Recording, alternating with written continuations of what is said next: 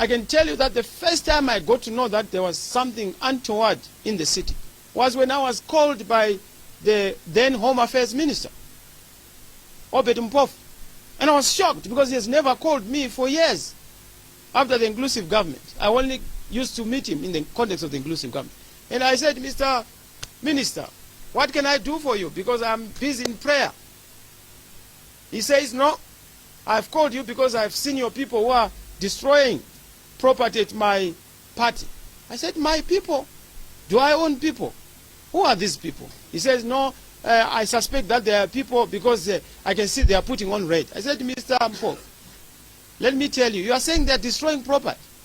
Once a person starts destroying property, is a criminal.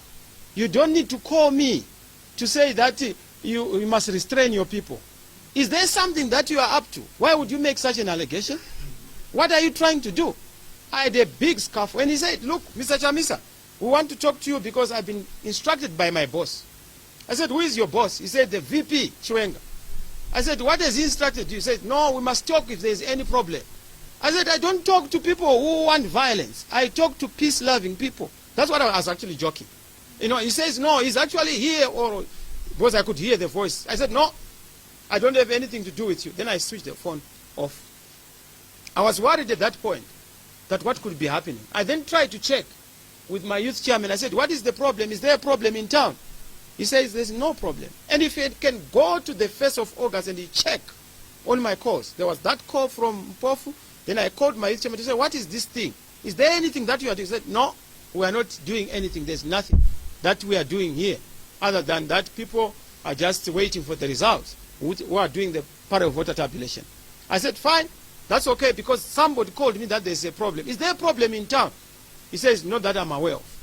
I then, at that point in time, checked with a number of people who told me that there were some problems in town, but it was not yet quite serious because the guns, I think, had not been fired and the army was not yet there. But it was clear that I think there was some bit of a problem.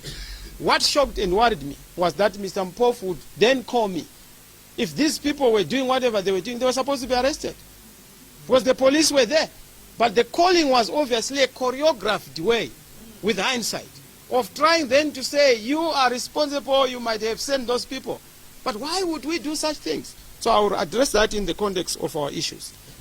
And when you got the call the day before from the Home Affairs Minister, this is on the 1st of August, yes. At that point you said you realized there were some problems brewing. Indeed. Was there anything that you thought at that stage you could have done maybe to intervene, to stop that situation? Well, Mr. Dixon, at that stage, like I told you, the only effort I could do was to try and raise the Youth Assembly chairperson, to check if there was an issue. There was nothing as far as they were concerned. So there was nothing that I could do. In fact, I was actually far away. You asked me, where exactly are you, Mr. Chamisa? And I told him that I'm actually out of Farami in Dombosha. He said, oh, really? Okay, that's fine. And that is evidence that is available. There was nothing that I could do because I didn't know what was happening, who was doing. And I thought that perhaps he was just trying to pull something so that I would then